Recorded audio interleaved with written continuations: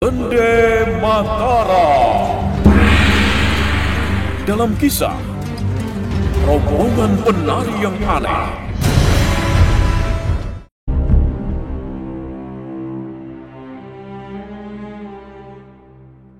Pada kisah yang lalu diceritakan, bahwa karena peliknya masalah yang dihadapi Pak Sumpeno, maka Wirapati mengusulkan untuk minta pertolongan Kiai Kasan Kesambi. Dan Wirapati setuju. Karena Kiai Kasan Kesambi mengenal siapa almarhum Eyang Dalang Sabdo Jati, Kiai Kasan Kesambi dengan rela menolong Pak Sumpeno. Setelah Kiai Kasan Kesambi berhasil menemui Eyang Dalang di alam arwah, ia bisa menjelaskan duduk persoalan yang sebenarnya. Nah, mari kita ikuti kelanjutan kisahnya.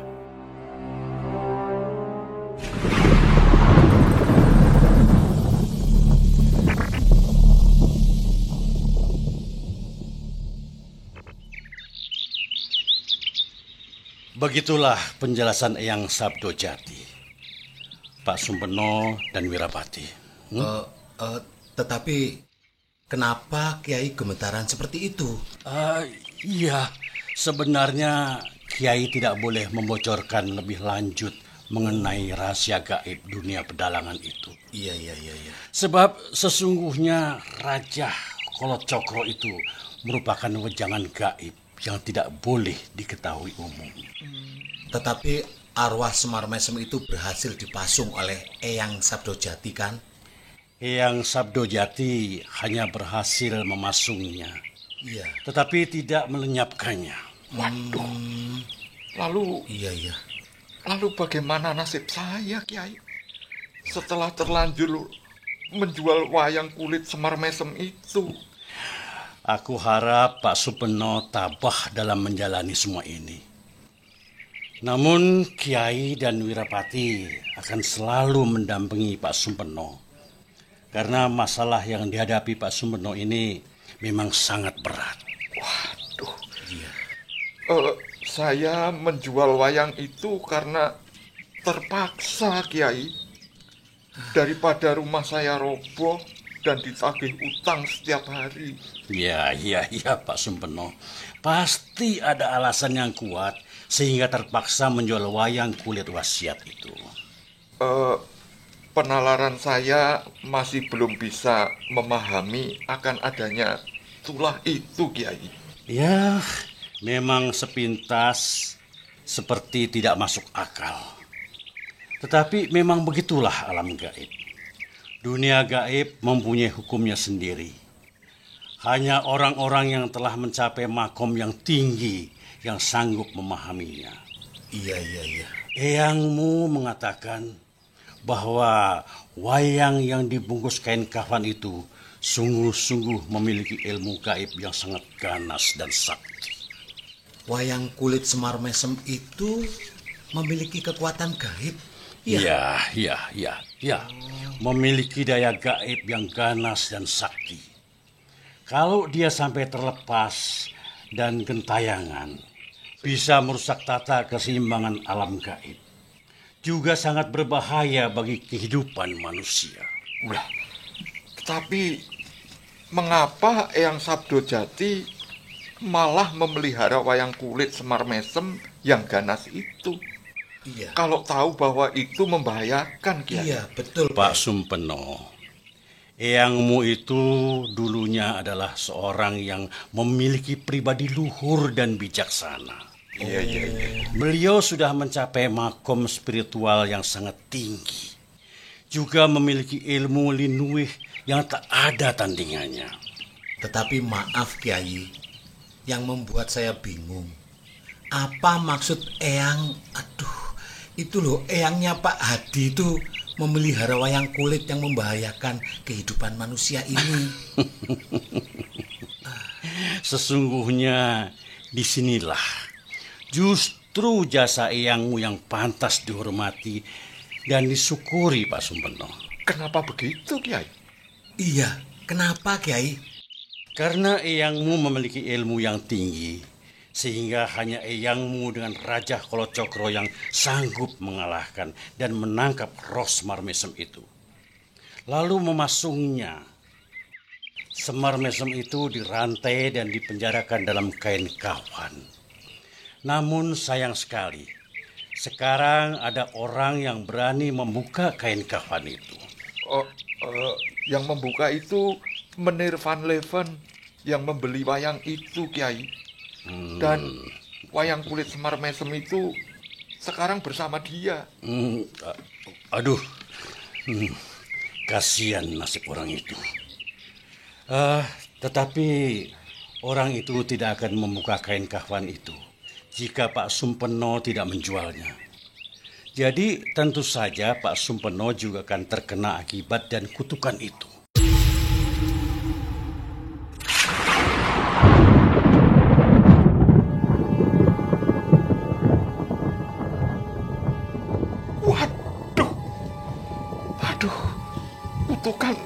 Kutukan seperti apa lagi itu, Kiai? Sebenarnya tak sampai hati aku membeberkan hal ini. Waduh, Kiai, saya mohon beberkan saja, Kiai, supaya saya tahu. Bagaimanapun beratnya, saya akan berusaha menghadapinya, Kiai. Aku khawatir. Maaf, Kiai. Boleh saya ikut bicara? Boleh. Silahkan. Iya, baiklah. Karena saya juga ikut terlibat dalam penjualan wayang pusaka itu, maka saya pasti akan ikut terkena akibat dari kutukan itu.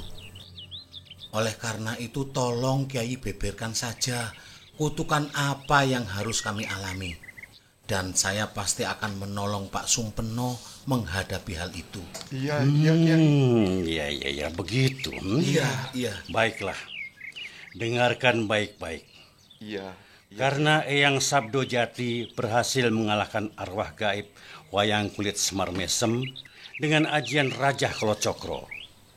Maka ketika kain kafan itu dibuka, maka roh gaib wayang kulit Semar Mesem itu menjadi sakti mandraguna. Kenapa bisa jadi sakti mandraguna, Kiai? Iya, karena telah puluhan tahun roh gaib Semar Mesem dipenjarakan. Nah, kesempatan itu digunakan untuk bertapa, bermati raga, dan siapapun yang terkena ajian Raja Kolocokro dan berhasil lolos, maka daya ajian Kolocokro itu akan menjadi miliknya. Padahal ajian Raja Kolocokro adalah senjata pamungkas yang tiada tandingnya. Waduh. Iya. Jadi arwah gaib Semar Mesem itu sekarang menguasai ajian Raja Kolocokro. Ditambah ajian-ajian yang ia dapatkan selama bertapa puluhan tahun waktu dipenjarakan itu. Iya. Seperti itulah keadaannya. Raja Kolocokro adalah ilmu yang dipinjam dari kekuatan positif dan negatif alam semesta. Iya. Kekuatan itu hampir tidak ada tandingannya. Menurut pendapat Kiai, ajian apa yang bisa mengalahkan arwah wayang kulit Semar Mesem itu?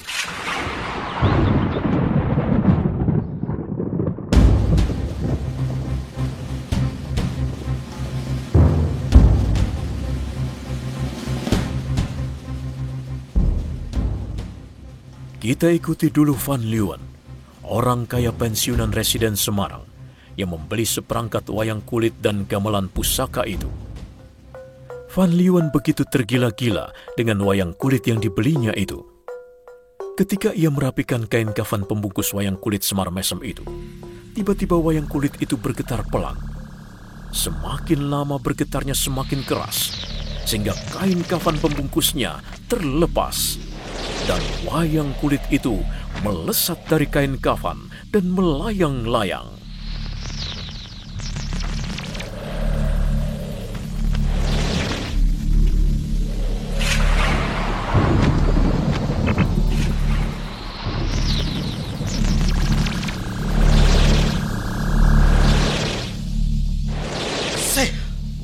Astaga, wayang kulit itu bisa terbang?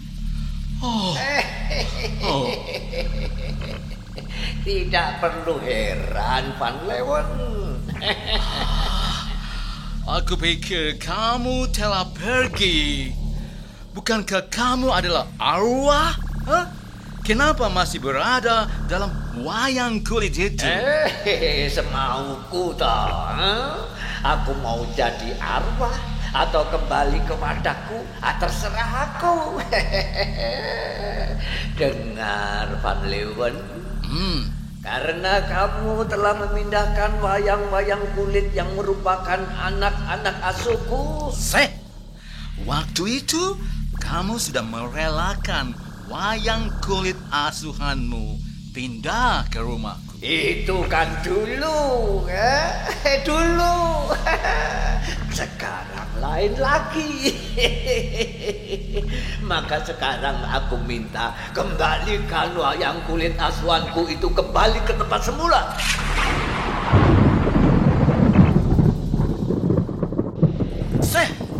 Itu tidak mungkin. Barang itu sudah menjadi milikku. Sah apa? Tidak ada yang tidak mungkin. Kamu kembalikan wayang kulit itu atau tidak? Iya. Begini. Aku sudah keluar uang begitu banyak untuk itu. Dan wayang kulit beserta gamelan itu adalah idaman yang sudah lama aku dambakan, Kiai. Aku bukan kiaimu. Kamu sanggup mengembalikan wayang kulit anak asuhku atau tidak? Aku tidak sanggup. Oh, jadi itu pilihanmu. Blegegegugegugeg. Rasakan ini.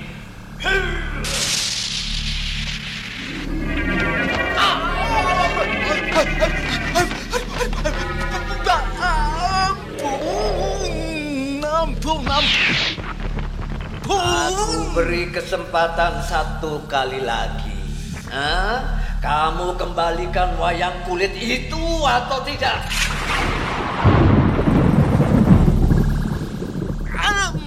Maaf. Aku tidak sanggup. Kiai. Aku tidak bisa. Kembalilah kamu menjadi abu.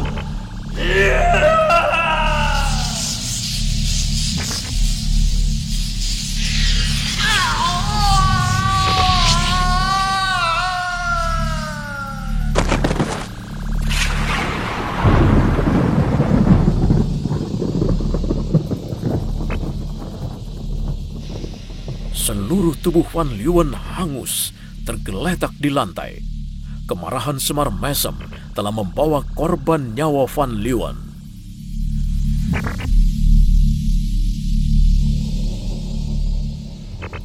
Karena rasa dendamnya terhadap Wirapati dan gurunya, dengan kesaktian yang ia miliki, arwah Semar Mesem itu segera menemukan di mana Wirapati dan gurunya berada.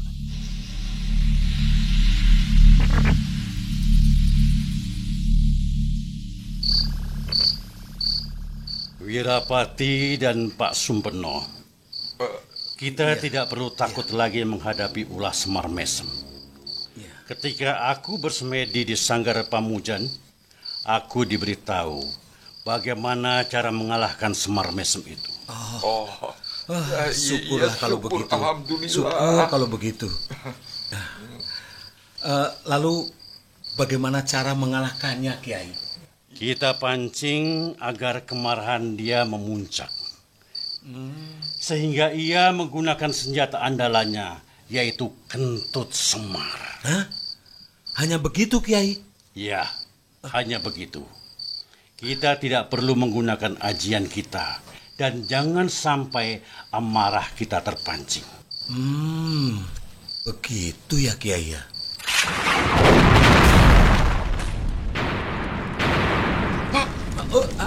Apa itu? Dia yang kita bicarakan datang. Saya Apal setiap pemunculannya sebelumnya selalu diawali dengan suara ledakan.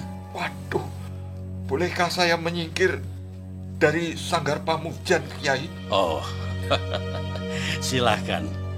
Biar dia aku hadapi berdua dengan Wirapati.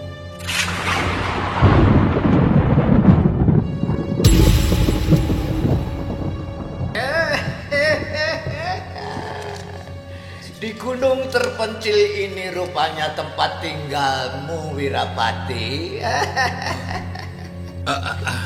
Kamu datang lagi, arwah Semar Mesem. Kenapa kamu senang selalu mengganggu ketenangan makhluk dunia? Hah? Kenapa?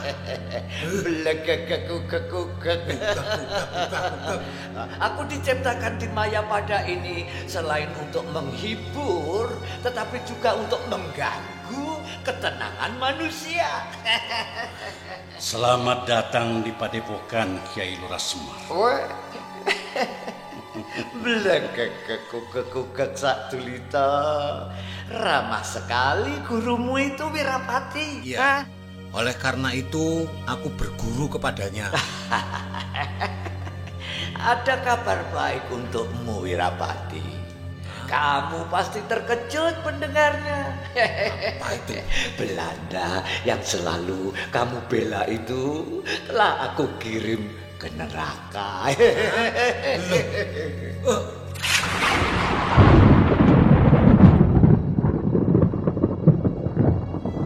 Kamu telah membunuh orang Belanda itu? Iya.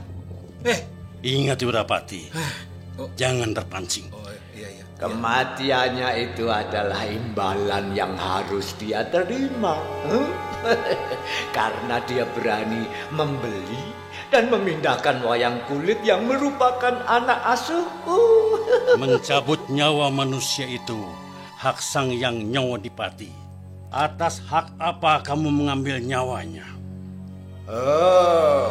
Sang Yang Nyawodipati itu aku. Apa? Benarkah itu? Hah? Jangan percaya, Wirapati. Kamu tidak percaya? Kamu tahu apa soal pewayangan? Kamu tahu apa soal kehidupan Mayapada ini? Kalian manusia itu sesungguhnya cuma bayangan atau maya. Makanya itu kalian hidup di Mayapada. Oh, dia sudah mulai menghina Kiai. Aku menghina kamu bilang? Iya. Ketahuilah Wirapati, yang wayang atau hanya bayangan itu sesungguhnya kalian. Yang nyata itu adalah aku.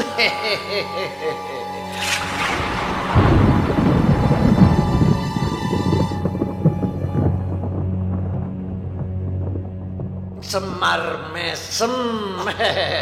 Kalian hidup di alam kasar, sedangkan aku hidup di alam halus. Ini sudah keterlaluan, Kiai.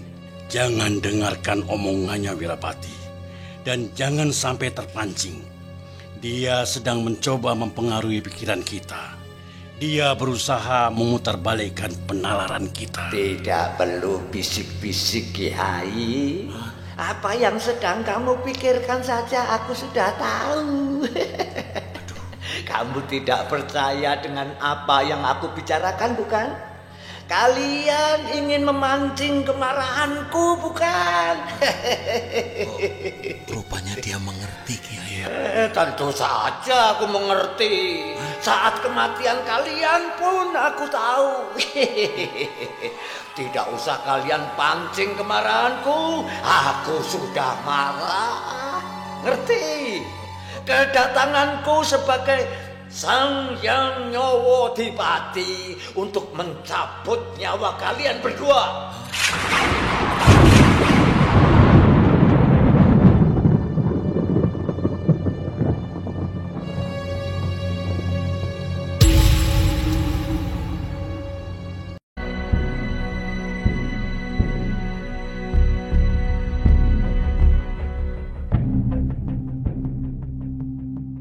Nah, benarkah kedatangan Semar Mesem itu untuk mencabut nyawa Wirapati dan Kiai Kasan Kesambi?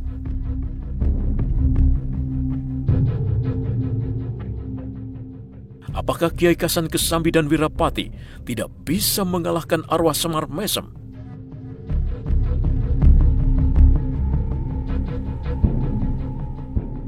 Untuk mengetahui jawabannya, ikuti terus serial Bende Mataram. Kembalilah kamu menjadi abu.